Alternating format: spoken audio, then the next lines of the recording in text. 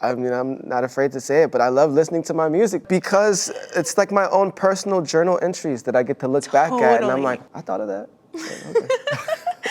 Hey, what's up? It's Khalid here, and you're watching Billboard News. Hey everybody, I'm Rania Niftos with Billboard News, and I could not be more excited. I have one of my favorite artists here in the studio today. We have Khalid. What's up, everybody? Hello. Happy to be here. I'm so happy to have you. Thank you for having me. And what a special time in your career right now. You're about to release your third studio album, Sincere. This is the one that I have been waiting 5 years for it to come out. I feel like this is the one full of music that I've been harboring over the past half decade just for the perfect moment, and I feel like no moment is more perfect than this. So do whatever you like, sit back and not fantasize. Feels like I'm falling for you. Where do you feel that you are in your growth journey that you're like, I feel comfortable with this? I met a random person a year ago in South Africa, actually, and I had a conversation with him, and he shook my hand and looked me in my eyes, and he told me, he was like, next year is gonna be one of the biggest years that you've had in your career so far. He's like 2024. Wow. Crazy, real story. Half of the album wasn't even like fully mixed, half of the album isn't even fully produced. There's like 7 tracks. I don't even know what's coming on the album, and like, I took his words for the truth, and I've been chasing that ever since. And it's like, finally here we are, and I agree. You know, it's like I was touched by an angel in that moment.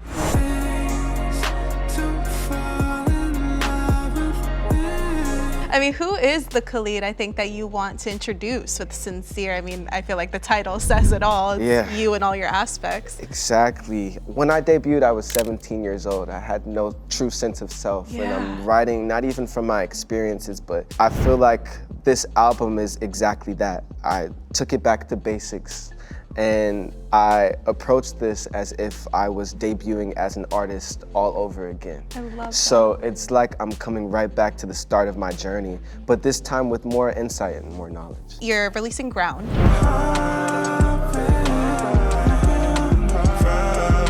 As part of Ground, you had this quote in your post that was, "As beautiful as the top may seem, I'm so happy to embrace the ground that I walk on."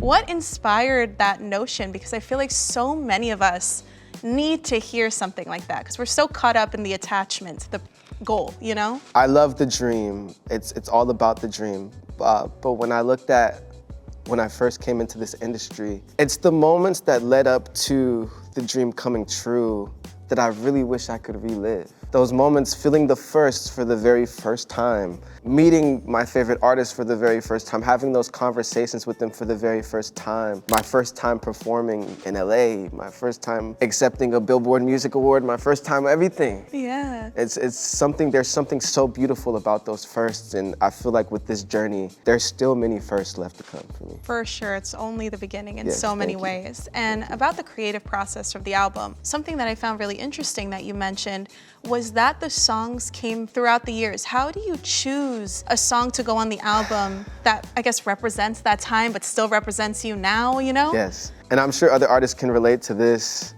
You record hundreds of songs before a project comes out. But for me, when I'm thinking about picking these songs for an album, which songs immediately when I recorded them made me feel something when I left the room? Which songs did I play on my ride home from the studio on repeat before I got home? And those are the ones that I keep in this pile of, okay, this is this pile of selects. And I'm like, okay, but which one still makes me feel something now when I listen to it? And that's the one that I'm keeping, and that's the one I'm putting on the album. Makes sense, because those are the keys. Like, think of all of your favorite songs. They're the ones that you revisit after years and they still like hurt, or they still make you feel amazing, or all that stuff. And I love that you can apply that to your own situation. I mean, I'm not afraid to say it, but I love listening to my music because it's like my own personal journal entries that I get to look back at, and I'm like, wow, I was really going through something when I wrote this song. Or wow, I was really visiting a place for the first time when I conceptualized the song.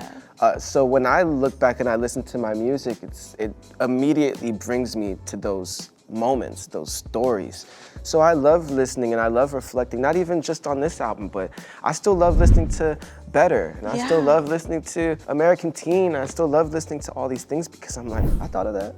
Okay. But then I'm like, I'm so glad that it wasn't just a thought. Right. I'm so glad I released it. I love it. And that must translate to performing live, because I think sometimes when you have a hit, a lot of times you're chained to performing that forever. Yeah, Does true. that perspective that you just mentioned allow you to kind of just enjoy being able to perform these songs? Like, It's so funny you say that. There was once a point in my career where I was like, I have to perform Young, Dumb, and Broke for the rest of my life. Young, dumb, broke high school kid. I have to sing about being a young, dumb, broke high school kid for the rest of my life. 50 years old. 50 years old, and I'm speaking about, but then through the pandemic, and I reflected, I'm like, but those were the good times. Right. Like those were the times that I didn't have a care in the world, and I'm not worried about anything. And I embrace those songs because when I think about performing these for people, I think about how do they listen to the song? How do they view the experience? They're coming into this like 18 years old, and you could be 60, you could be wherever, but you're reflecting on moments of nostalgia that makes you feel good. And that's what validates it for me. So when I sing, I'm not just singing for my own experience. It's a connection, it's a mutual experience. We're having a Yeah. conversation. And I mean, it seems like you're in a really good headspace, but is there any pressure to, you know, release this album after it's been some time since a studio album came out for you? The hardest thing to do is to ignore what you're being told by others. Sometimes you internalize those thoughts. Yeah. When you internalize them, it's hard to decipher what's true and what's false. But for me, I really took a step back and I'm like, what do I do what I do for? Like, why do I do this? And I do it because I love it and I feel called to it. And in some ways, I remind myself I was born to do this. What beats out all of the opinions and the thoughts is intuition. How does it make my heart feel when I'm doing this? Some people might not understand where I've been at in the journey, especially because I'm super soft-spoken and quiet at times. I'm more than excited to show them where I've been over these past few years, and that it's worth the wait. It is 100% worth the wait. I mean, the singles you've released already are well worth their wait. Thank you. In what ways do you feel that you've grown as a songwriter, as a musician, as an artist? When I think about this album, before I was speaking,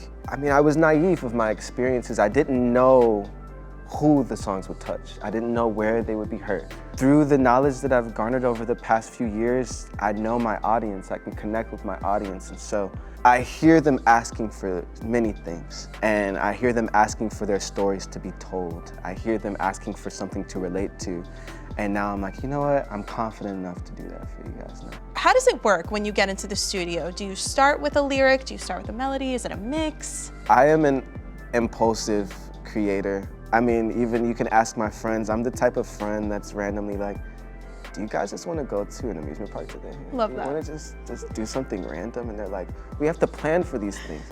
And I look at myself that way in the studio as well. I can't plan a song ahead of time a lot of the time. I might have an idea, but it's sparse. When I'm in the studio and I step behind that mic and I close my eyes and the producer is playing fresh keys for the first time, and it's something so magical about that moment. Yeah.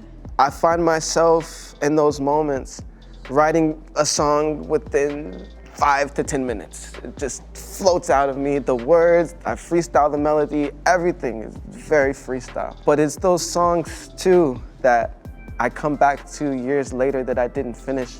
I'm like, I didn't finish it because I had to wait for this.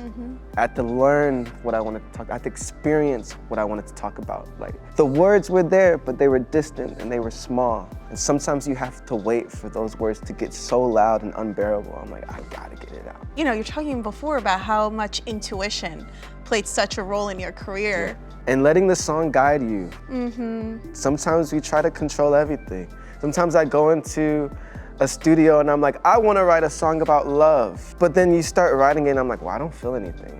And then you wait for a moment where you're on a walk and wind is brushing upon your ear and you're like, oh, I got it. I love this moment. I love. And then that's when the song comes. You gotta wait for the You moment. gotta wait for the moment. And what would you say, like, if you went back to yourself, maybe right when like Young, Dumb, Broke, Location came out, what would you say to that, Khalid? Be patient, wait, because the best has yet to come. I always look back at that 12-year-old version of myself dreaming and standing on tabletops and singing for all my friends, and I'm like, I'm gonna be this big artist and I'm gonna be all this. And I look at where I'm at now and I'm like, he would be so proud of the man that I have grown to become. And I think when you're young, you're like, this is it. This is the best my life's ever gonna be. But that's not true. Yeah, you're like, it really does get better. I'm like living in the American teen era, like, there's so much to see. There's so much to see. I'm like, you haven't seen anything yet. You haven't seen nothing That's the realest thing I've ever heard. You haven't seen nothing yet. While I'm half my American. You are so unique in the sense that you're genreless when it thank comes you. to not only your music, but the collaborations. You'll do Yeah. EDM, you'll do R&B, you'll do pop. How do you get into the studio and I guess, I don't know, morph into connecting with whoever you're working with? Collaborations are my way of stepping into the artist's world that I'm working with and discovering them and understanding them and creating with them. When I do collaborations, I gravitate to the ones that are like, let's make this song together. But I'm still moved when people are like, I imagined you on this song. And I'm like, oh, you thought of me? Yeah. Like, oh, okay, cool, I'll try it. And I'll try to bring the best version of myself, but I always listen to it like, what is gonna complement this artist and what is gonna complement their path and what's gonna complement their voice? And so it's extremely complimentary. Is there someone that you haven't worked with yet that you're really hoping to get in the studio with? You know, I met Tyla and I love Tyla and I see her in front of me right now. Maybe that's a sign. I've been really thinking about it. You know, I wanna work with her when I feel like the time is right. And I would love to work with Tyla. I love her voice, love her energy, and I just think that she's a star. On the opposite end, I could see Noah Khan for you too, because I think you guys both have that like intuitive, heart-driven lyricism that you could. The folk. Yeah. I love Just try it folk. out. That could be love sick. folk. And I'm so open, so if you're an artist out there and you're thinking of me, hey, reach out. You never know. You never know. What has been the biggest adjustment when it comes to dealing with being in the spotlight, especially now with the social media aspect added into everything? Valuing what I want out of this career and not being offended by much. I have this altercation with my fans all the time because they'll beg me for music. We want it, we want it, we want it. And sometimes I selfishly think, well, it's not done. You can't have it yet.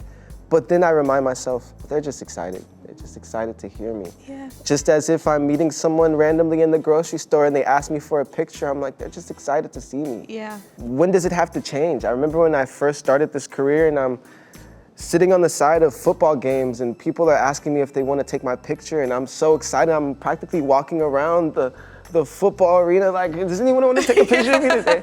Like, why does that have to change? Right. It doesn't. Yeah, I mean, it goes back to, again, reminding yourself why you're in this, you know? Exactly. Like, to connect with people, and these people connect with your music. What more can you ask for, you know? This is my job, and I'm Yeah. blessed to be able to do it at the capacity that I'm able to do it at. So if you see me and you appreciate me, don't feel afraid to come up to me and talk. I love it, I love it. And on this album, I mean, this might be a tough question given that you're so, you know, attached to everything you do. Is there a lyric or maybe a song that like really encompasses the vibe that you want to bring? There's one that is, who says there isn't beauty in everything we see? And there's another that is, almost seems to cut me deep, just like a dagger to my stomach as you watch me bleed. Is this what I deserve? And I look at it like this. When you're sad, there's so many people telling you to be happy, not telling you to embrace your sadness.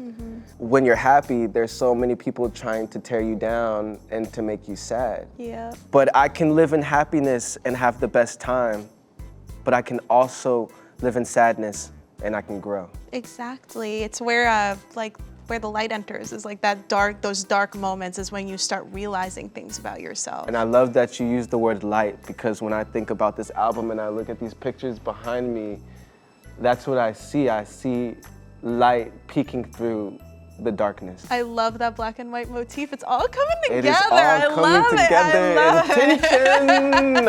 I mean, think about it all day. You're like, wow. Yes, I love it. And lastly, Yes. what is a message that you hope that these fans who love you and connect with your music feel when they hear Sincere? There's nothing better to be than to be sincere. It's what we're here to be, y'all. I love it. Hey, you. Be yourself, be sincere. I love it. I mean, no better way to end this. I've loved you forever. I'm so Thank you glad for that this you're conversation. back. Thank you so much for Congratulations. having me.